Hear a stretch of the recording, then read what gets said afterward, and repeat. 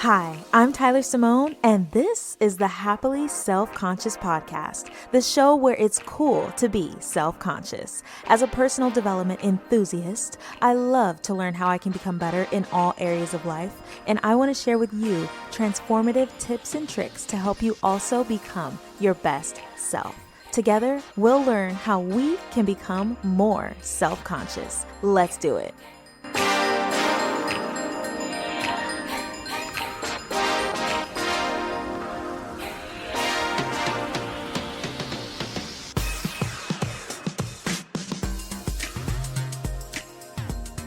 Welcome to episode 3 of the Happily Self-Conscious Podcast. I hope you're doing well. I am so happy you're here, of course, as always. It's the start of a new week, which always feels really refreshing. So hopefully you're feeling refreshed. I really try to go into each new week with good intentions, a full cup, and motivated to do what I need to do. And to do that, I will typically do all of my self-fulfilling activities on either Saturday or Sunday, planning out my week, doing laundry, some cleaning around the house, refilling my vitamin container, a face mask for sure, a bubble bath, and visualization. And that is what I want to talk about today. Today's episode is all about visualization, the power of it. I think we all have a pretty good concept of dreams, goals, and using our imagination, dreaming about what we desire, dreaming about the life we want, having goals for ourselves, using our imagination to create. I like to think that visualization is the combination of all three. Over the years, it has become a part of my daily morning practice. And when I tell you that it's helped propel me forward in every aspect of my life, I mean that. What makes visualization so powerful?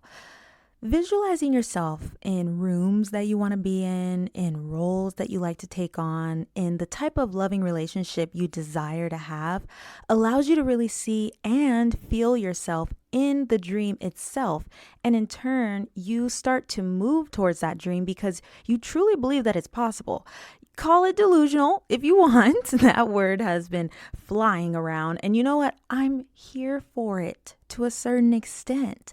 Embodying the feelings you will have when your goal is accomplished is pretty important. Said feelings could be nervousness, maybe excitement, joy, love, freedom, etc. That is actually one important piece to the puzzle when it comes to manifestation that most people are not aware of.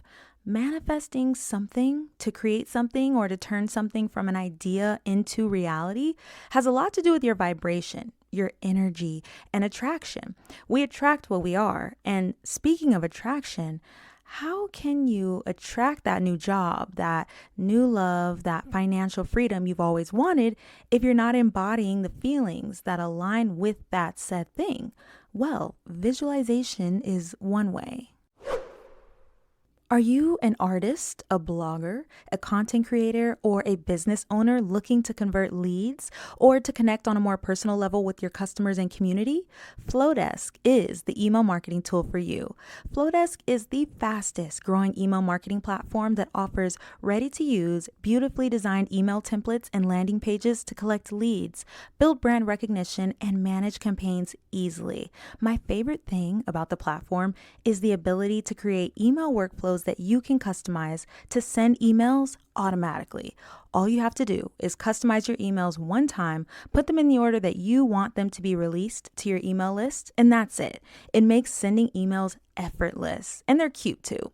I currently use Flowdesk to send out helpful, free downloadables for my audience to use featuring helpful self-growth tips. Subscriptions are normally $38 a month for unlimited email sends, subscribers, and access to all Flowdesk features. But you can get 50% off your first year with my code linked down below in the show notes. Click the link to start sending eye-catching emails today that people will love with Flowdesk. Now, let's get back to the show. If you have ever used your imagination, which I like to think that we all have at some point, you have used the power of visualization and you probably had no idea. You were imagining something that is different from your current reality. And if you think back to a time where you were doing this, you might remember having an emotional reaction to whatever scenario was playing out in your mind. And that is because visualization has to do with the brain, of course, and the power of it can and has been proven by science. I'm currently reading Breaking the Habit of Being Yourself by Dr. Joe Dispenza, researcher, lecturer, author, and a leading scientist in the field of neuroscience. And in the book, he says, to create something different from what you've grown accustomed to in your personal world, you have to change the way you routinely think and feel each day. By repeatedly thinking and feeling the same way you did the day before and the day before that, you will continue to create the same circumstances in your life, which will cause you to experience the same emotions, which will influence you to think equal to those emotions. When I read this, everything started to make a lot of sense, and you might be feeling the same way after hearing that statement. When we visualize our past, or we replay old events in our minds, or we get caught up in our emotions due to our current circumstances, either consciously or unconsciously, we create more of the same types of situations, difficulties, and emotions. I don't know about you, but I don't necessarily want to stay in the same situations I'm in, but I want better and bigger. And to do that, we have to visualize better and bigger. I really like Dr. Joe's concept of breaking the habit of being yourself to create a new self, because we are the way we are now because of our habits, the experiences we've had, the emotional reactions we've been having for years, and the reality that we see is created due to these things. But the good news is that we can create better for ourselves. Quote, to break the habit of being yourself, you have to think greater than the circumstances of your life, be greater than the feelings that you have memorized in your body, and live in a new line of time, end quote. This is why being self-aware is so important. Can you consciously recognize your reactions and see that the reaction may not actually be appropriate for this situation and is instead a conditioned response? Not always, but a lot of the time. Because the reality is, and not to get too sciencey on you, but our external environment is constantly activating certain activity in our brains. So we are typically acting and thinking in familiar ways due to our past, and that's not always great. But that is where the art of retraining our brains comes in, and visualization is a great tool that you can use to start doing that. For example, if you've always been kind of reactive due to things that have happened in the past, what if you practice visualizing a more calm version of yourself? A version of yourself that is willing to take a second and hear people out instead of just reacting out of old fears. That new visualization might cause you to seek resources that can help you in that area. If you have a desire to be a CEO, but you've never done anything like that before, what if you practice visualizing yourself as a CEO? Visualization is the practice of training your imagination to work for you. It's like daydreaming 10.0, daydreaming on steroids, basically. I don't know if you've ever maybe thought about or journaled about the person you want to become, but what if you did that every day, just for a few minutes? What if you visualized your dream self and allowed yourself to feel how you would feel as that person? If you want to be a business owner, what does that look like? What would you be doing? How would you feel in the morning knowing that you created the business that you've always wanted?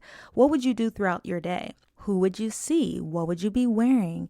If you want to travel the world, can you see yourself packing your bags yet again? Can you feel the excitement as you board your flight? Are you traveling with someone, or are you alone? Instead of just daydreaming or ruminating about a past experience, you are instead fantasizing about a future goal that you really, really want for yourself.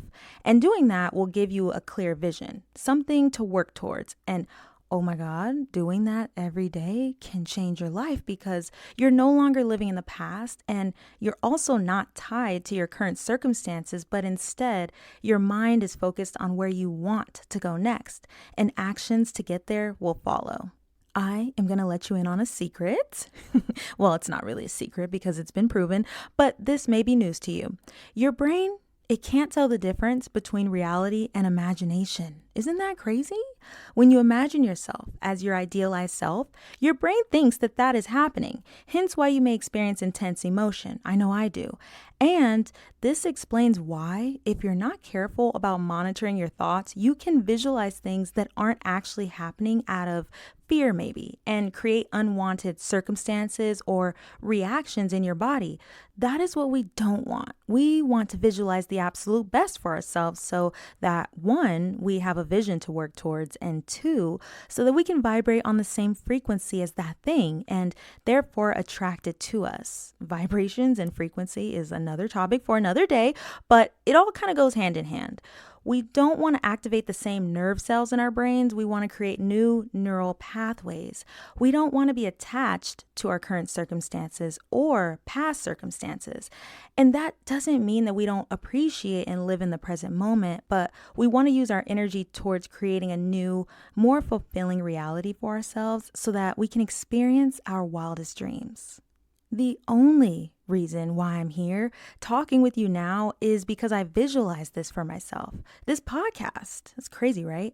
I've been visualizing myself sitting down, speaking into a microphone, sharing my ideas, waking up every day, really excited to work on this new project for a while now. So much so that my brain believed that that was my reality. And what I think happened is that I gained more control of my thoughts. I was no longer spending my time remembering old times, being sad about what was, or getting caught up in old habits and behaviors. Instead, I just chose to spend more time envisioning what I want to be doing, who I want to be. One of my favorite times of the day is the morning because that is when I sit with myself and I write down my intentions for the day, affirmations, and my visualizations. So not only do I visualize my highest self, my idealized self, but I write down who that is and I allow myself to feel what it would feel like to be her. And I'm not going to lie, I do shed some tears a lot of the time, if not all of the time. And that is because the woman that I envision myself to be has so much love and joy in her life from doing what she's passionate about and is surrounded by people who love her. And she is everything I dream of. Practicing this is something that I think could really help you to work towards your biggest goals too. Mel Robbins, some of you may know of Mel. She's someone I look to for motivation and life advice. She shared a podcast a little while back about visualization, and she mentioned that a great habit to adopt is to dream with the lid off. So don't just dream, or in this case, don't just visualize, but visualize with no barriers. When it comes to visualization, our current circumstances, they don't matter. Your history doesn't really matter. Your education level doesn't matter. Forget about all of that when doing this. What do you really want? Who do you really want to become? Where do you really want to be? We all know the answers to these questions. Deep down, we all know. And you know what? Anybody who has ever accomplished their version of success believed that they could. They had to keep their vision for the future in the forefront of their mind, opposed to their past or current circumstances to make it all happen. There's so much proof of this, so I think it's worth trying. After you see your vision clearly, as it becomes more clear to you, write it down. The power of writing things down is unmatched. There is something about claiming what you want and bringing it into reality on paper that makes it really, really powerful. And don't be afraid of writing down something that seems wild to you now. Sometimes we don't dream big enough. We don't visualize more for ourselves because of where we are right now. Certain things can seem so out of reach, but we have to do ourselves a favor and not hold ourselves back. Visualizing a new you can be scary, but you know what helps me? Not thinking about how I'm going to get there. The universe has a weird way of gifting you things. It's not weird. It's actually very mind-blowing and amazing, but it's the whole ask and you shall receive concept. In order to change how we feel and to become our best selves, we have to start believing with all of ourselves that it's possible. The how is not necessarily your job to think about when doing that.